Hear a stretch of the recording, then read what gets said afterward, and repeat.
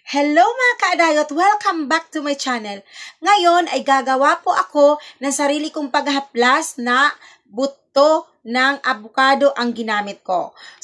At ito na nga po yung mga sangkap ng paggawa ng abukado na panghaplas natin sa ating masasakit na katawan. Kaya ito po ay yung buto ng abukado nga po na pinatuyo ko ng 1 day ko lang po siyang pinatuyo. So ngayon, yung amoy niya, amoy avocado talaga. Masarap yung amoy niya. Tapos, ito yung prepare ko na ethyl alcohol. 70% siya. Kahit ano naman mga kaadayot na klaseng alcohol, basta alcohol na 70%. So, pwede nating paglagyan. So, ngayon mag-start na tayo ng paggawa nito. Kasi kagaya natin na medyo nagkakaedad na, lalo na yung asawa ko kasi, ito ay gagawin ko, especially ito sa asawa ko kasi nga may rayuma siya, arthritis. So, mabisa nga daw to sa mga may arthritis, kagaya nung nakasubo kasi nito yung mama ko. So, bali siya yung unang gumawa, yung mama ko. So, ngayon naman ay susubukan ko para sa aking asawang mayroong arthritis. So, ito. Medyo marami-rami to kasi ito, kaya pinatuyo ko para matagal siya. So, ayan. Yan, ipapasok ko na siya dito. Yung malaki na yung inano ko, ilang 500 ml mga kaadayot para matagal-tagal siya gumagamit. At ako, subok ko naman mga kaadayot, pag ganito mga herbal, kagaya nung dating ginawa ko na, yun naman ay sambong. Kahit matagal siya, hindi naman na, pagkaubos nitong alcohol, pwede pa tong lalagyan ulit ng alcohol. Eh, wala siyang dagta mga kaadayot. Maganda siya kasi wala siyang dagta. So, wala tayong takot na kapag naglagay tayo sa likod natin or sa mga paa na magmamantsa siya. Hindi siya nagmamantsa. Yeah. Bali, ito pala mga kaadayot ay ano to? 4 na buto to ng abukado na hiniwa-hiwa ko.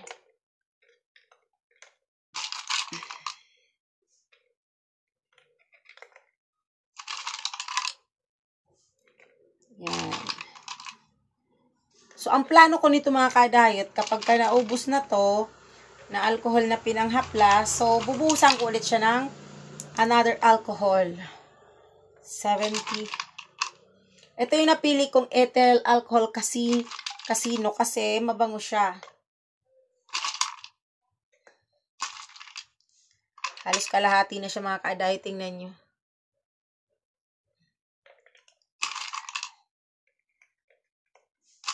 So, ito na mga kaadayot, halos nakalahati siya. So, ibababad ko lang to ng at least 3 days para magamit na. So, try nyo rin mga kaadayot para matry nyo din at masubukan. Kasi na-try ko ng mama ko to.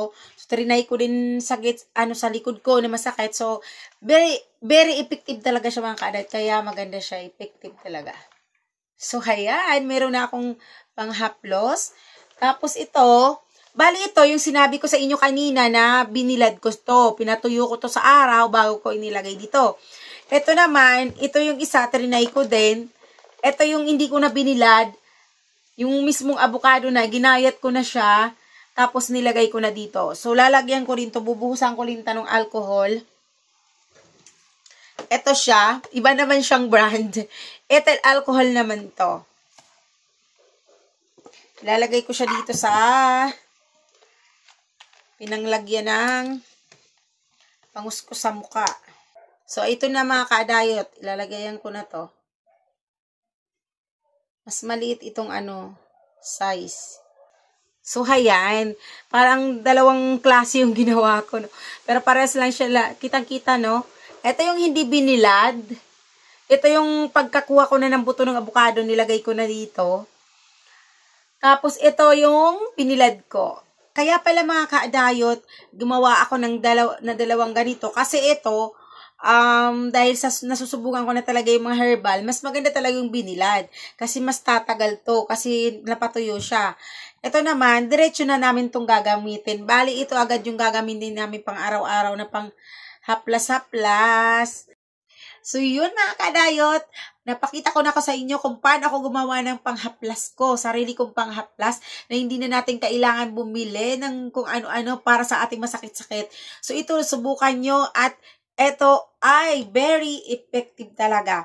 So, yun naman po mga kadayot, sa paggawa naman po nitong panghaplas gamit ang buto ng avocado, ay very optional lang po kung lalagyan nyo ng efficacent oil or olive oil. So, yung iba kasi, nilalagyan talaga nila ng efficacent oil. Yung mama ko, nilalagyan niya. Yung iba naman kasi, talagang purong, alcohol 70% lang at saka buto ng avocado. So ako, bali ang lalagyan ko dito ng efficacent oil ay itong hindi ko binilad. Kasi ito na yung gagamitin namin after 3 days. So ito naman ay hindi pa namin gagamitin. So ito ay ibababad ko lang muna dito sa alcohol. So ito na lang muna ang lalagyan ko. So optional lang to mga kadayot. Sa gusto lang po maglagay ng efficacent oil or olive oil. Pwede po yun. Gusto lang po, pero sa ayaw, pwede naman po na hindi na. Yan. Ito ay, ilang percent ba? 25 ml lang to. Na nilagay ko. Kasi maliit lang tong lagayan ko eh.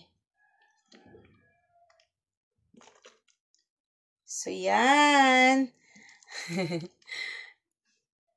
Oho. So, yan. Dahil may efficacent oil na ito mga kadayot, so, nagkulay green-green na siya. At ito ay ganyan pa rin. Para siyang orange. Nag-orange-orange sa color ng avocado natin. So, after 3 days na to. After 3 days na namin itong gagamitin. So, yun lang mga kadayot ang vlog natin ngayon. So, pinakita ko lang sa inyo kung paano ako gumawa ng panghaplas na gamit ang buto ng avocado para especially sa may mga arthritis, rayuma, ganyan. Basta kahit sa anong klaseng masakit sa katawan, so pwede nyo itong gamitin. Dahil na-try ko na to doon sa unang ginawa ng mama ko. Kaya nga ako gumawa ngayon kasi nasubukan ko doon, nakigamit ako sa mama ko yung gumawa siya nito. So sobrang epektibo talaga siya mga kadayot. So hindi kayo magsisisi pag ginawa nyo to. Dito ko siya hinaplas dito sa balikat ko kasi sobrang sakit. Tapos yung sa asawa ko naman, ginagamit niya sa arthritis niya sa paa kasi namamaga. So, para hindi na kayo para hindi na kayo kung mag-isip-isip pa, susubukan nyo na lang. Gumawa kayo, libre lang naman yung buto ng avocado. So, yun ay yung iba kasi ng buto ng avocado is tinanim ko, pinatubo ko. So, yung iba is gagawin natin panghilot. So, di ba? Walang tapon. So, hindi na sayang kahit sobrang mahal ng kilo ng avocado ngayon. So, hindi talaga na sayang ang ating pera kasi marami mapapagamitan. So, yun. Sa mga hindi pa po nakapag-subscribe sa aming channel, sana po inyong isubscribe ang aming channel at pindutin ang notification bell para updated kayo sa aming mga vlog. So, ito po ang inyong kaadayt. Maraming salamat po sa mga walang sawang nagsusuporta sa aking channel at hindi nag-skip ng ads. God bless everyone. Bye!